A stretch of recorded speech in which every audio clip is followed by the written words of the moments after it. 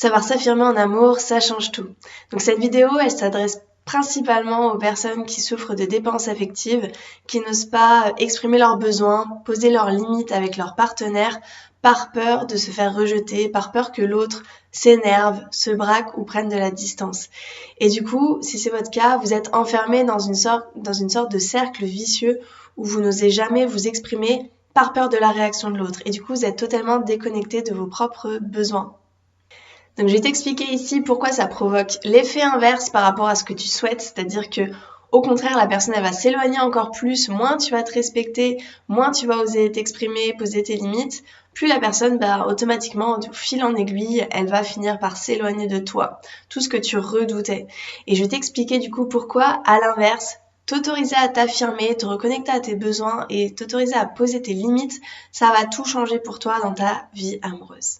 Donc moi, c'est Marie de Ose Briller et j'accompagne les femmes qui vivent des déceptions amoureuses. Je les aide à se reconnecter à leurs valeurs profondes et à leur puissance féminine pour pouvoir vivre une vie amoureuse à leur hauteur. Donc déjà, dans un premier temps, pourquoi le fait de toujours ravaler ses besoins, ne pas oser poser ses limites, pourquoi ça provoque l'effet inverse par rapport à ce que tu espères, c'est-à-dire garder à tout prix cette personne près de toi. Tout simplement parce que tu n'es pas sincère en fait dans ta démarche. Quand on est déconnecté de ses besoins, quand on sourit alors qu'à l'intérieur on souffre, quand on ne dit pas à l'autre qu'on n'est pas ok, qu'on n'est pas d'accord avec sa manière peut-être de nous traiter, sa manière d'agir, eh bien en fait on n'est pas soi-même. On est toujours en suradaptation comme un caméléon, on est toujours en train de s'adapter à l'autre, toujours en train de dire oui ça me va, t'inquiète pas, prends soin de toi avec un petit smiley qui sourit, alors qu'on est vraiment en colère derrière mais qu'on n'ose pas lui dire. On n'est pas authentique, on n'est pas sincère et automatiquement en fait, l'autre va le sentir. Il va sentir que tu ne te respectes pas, toi, que tu es déconnecté de toi-même, que du coup t'es pas toi-même, t'es pas dans la spontanéité, tu vas être un peu comme absente de toi. Toi, tu vas pas forcément le capter, mais t'es un peu en mode survie ou en mode totalement dissocié de toi, quoi. Et ça fait que tu perds de ta valeur déjà à l'intérieur de toi. Tu perds toute ta lumière, tu perds qui tu es dans ton essence en fait, parce que tu oses montrer qu'une partie de toi qui est fade et qui dit oui, ça va, oui à tout, qui n'ose jamais se mettre en colère, qui n'ose jamais se montrer dans toutes ces facettes fabuleuses, par peur de ne plus plaire à l'être aimé. Et là, dans ce cas-là, tu ne te respectes plus. Et quand on ne se respecte pas soi-même, eh bien les autres ne nous respectent pas. Ça, c'est une grande règle. Et si je te partage tout ça, c'est parce que moi-même, tout ça, je l'ai appris au fur et à mesure. Et moi-même, la première fois que je me suis affirmée, on va dire, dans un message auprès d'un partenaire amoureux, j'avais les chocottes. Franchement, je me souviens, j'en tremblais. J'ai une peur bleue qui m'a pris dans le ventre, dans la gorge. Je me suis dit, mais Marie, qu'est-ce que tu es en train de faire ? Donc vraiment, c'est totalement normal, cette peur-là, quand on souffre de dépendance affective. La peur, l'impression que l'autre, il va se braquer, qu'il va réagir mal, c'est totalement normal ce que tu ressens. Mais ça ne doit pas t'emprisonner dans quelque chose où tu n'es plus toi-même, où tu n'existes plus, où tu ne prends jamais ta place. Parce que c'est là où du coup tu perds totalement confiance en toi, en estime de toi, tu perds ton pouvoir dans la relation et ça automatiquement ça va mener à une relation déséquilibrée au fur et à mesure. Mais vraiment moi j'ai appris vraiment au fil du temps à m'affirmer de plus en plus, à m'exprimer, à me reconnecter aussi à mes besoins. Parce que quand on est dans l'automatisme du faire plaisir, et généralement tu vas aussi tu vas retrouver ça aussi dans tes autres relations, que ce soit amicales, au travail. Généralement, quand on a cet automatisme-là de s'adapter à l'autre, dans la vie amoureuse, on l'a aussi également dans d'autres relations. Ça dépend des cas, mais souvent, ça va se retrouver dans d'autres relations.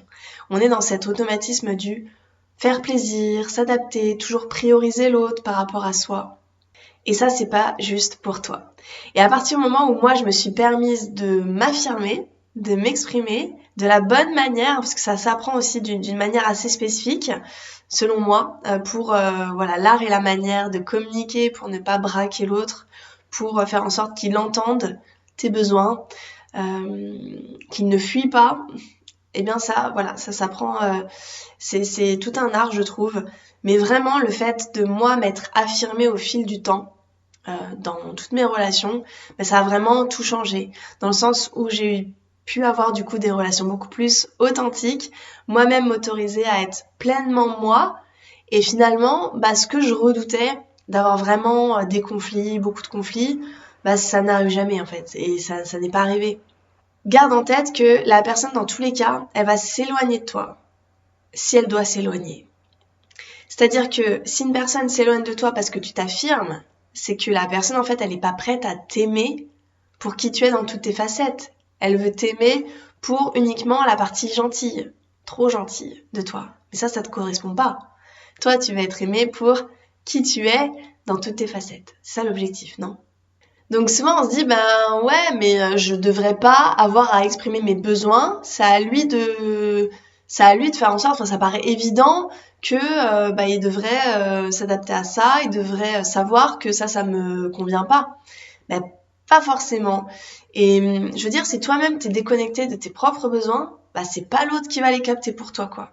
Déjà, il faut que ça soit, c'est le travail que je fais souvent en accompagnement, c'est vraiment d'aller se reconnecter à ses propres besoins, ses propres limites, les noter noir sur blanc. Et c'est un exercice que je t'invite à faire là, vraiment de revenir à c'est quoi mes besoins dans ma relation amoureuse, c'est quoi mes limites. Et là, ça va être tes essentiels.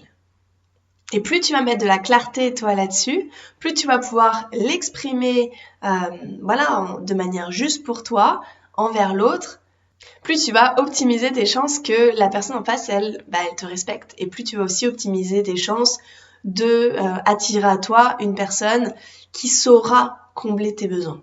Donc pour résumer, l'autre ne peut pas deviner tes propres besoins. C'est à toi de t'y reconnecter si tu n'y es plus connecté. À toi de prendre ta place. Il n'y a que toi qui peux faire ce travail-là.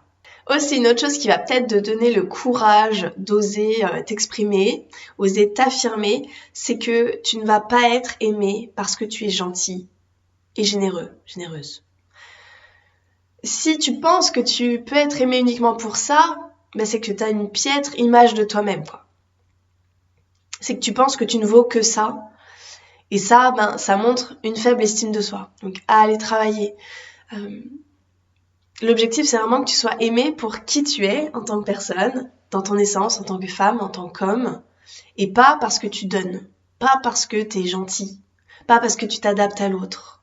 Ton partenaire ou ta partenaire, il ou elle va tomber amoureux, amoureuse de ta personnalité, de qui tu es, de toi, ton essence. Et pour ça, il faut que tu lui montres tout.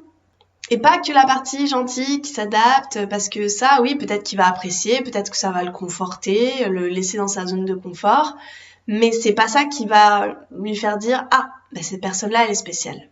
Une autre chose que je tiens à te dire, c'est que aller dans le sens de l'autre, c'est pas forcément bon pour lui, ni pour toi, mais c'est pas forcément bon pour lui. Et c'est toujours important de prendre soi-même ses responsabilités et de rendre à l'autre ses propres responsabilités. Et si on va dans le sens de l'autre, finalement, on lui donne pas la possibilité à lui de prendre ses propres responsabilités par rapport à peut-être son comportement de fuite. Quand par exemple, si ton partenaire te dit « Ah finalement, je peux pas venir ce soir, désolé, à plus tard », si tu le laisses comme ça en lui disant « Ah, pas de souci, prends soin de toi, bisous », avec un petit sourire qui rigole, alors que toi, tu t'effondres derrière après dans ton canapé,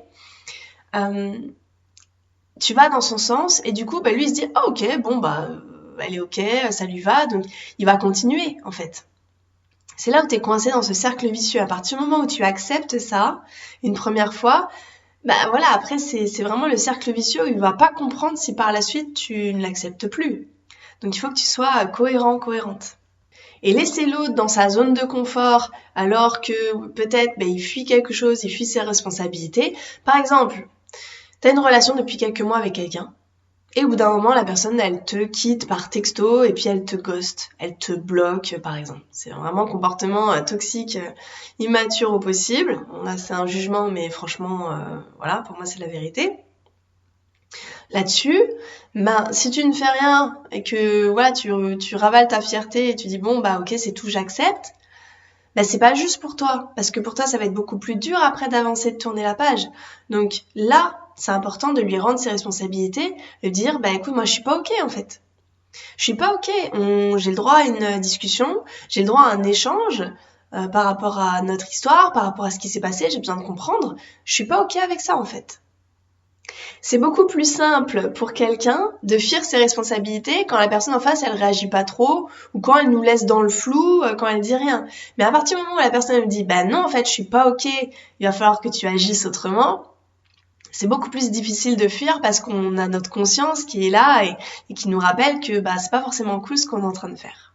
Une autre chose importante que je tiens à te préciser pour te donner encore une fois la force d'oser t'affirmer dans ta vie amoureuse, c'est que si les premières fois où tu t'affirmes, ta partenaire s'énerve, se braque, fuit, c'est normal.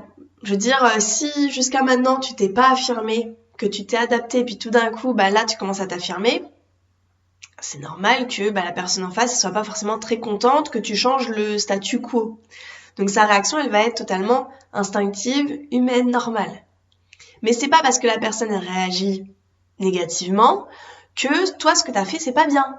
Donc continue, ne reste pas sur « ah ouais, mais il a mal réagi, du coup, ça veut dire qu'il faut que j'arrête de m'affirmer ». Je viens de tousser, désolée, j'ai les yeux qui brillent et la voix qui flanche. Donc, une dernière chose que je souhaitais t'ajouter, chère lumière, ici, c'est que à chaque fois que tu t'affirmes, garde en tête que c'est par amour. Par amour pour toi, par amour pour l'autre, par amour pour la relation. Fais comprendre à l'autre que tu n'es pas en train de rentrer en guerre contre lui. C'est vraiment ça c'est ça qui va tout changer, hein. Vraiment garde en tête derrière que je le fais pour moi, je le fais pas contre lui ou elle. Ça change tout. La personne en face, elle ne va pas se braquer à partir du moment où tu communiques de la bonne manière. Je te prépare une autre vidéo pour t'expliquer comment communiquer de la bonne manière selon moi. Ça allie vraiment plusieurs choses. Je vais te faire une autre vidéo par la suite sur ce sujet-là. Donc n'hésite pas à t'abonner à ma chaîne si ce n'est pas le cas pour pouvoir être au courant quand la prochaine vidéo sur ce sujet de la communication efficace dans la relation amoureuse sortira. Pour finir, si tu t'es reconnu dans ces mots ici, si tu as du mal à exprimer tes besoins par peur de perdre l'autre, si tu as du mal à poser tes limites et que tu souffres vraisemblablement de dépendance affective, je t'invite du coup à aller visionner ma formation gratuite sur le sujet, ma formation vidéo pour te libérer de la dépendance affective. Tu auras le lien juste en dessous de la vidéo. Voilà, je te dis à très vite et je t'embrasse. Prends soin de toi.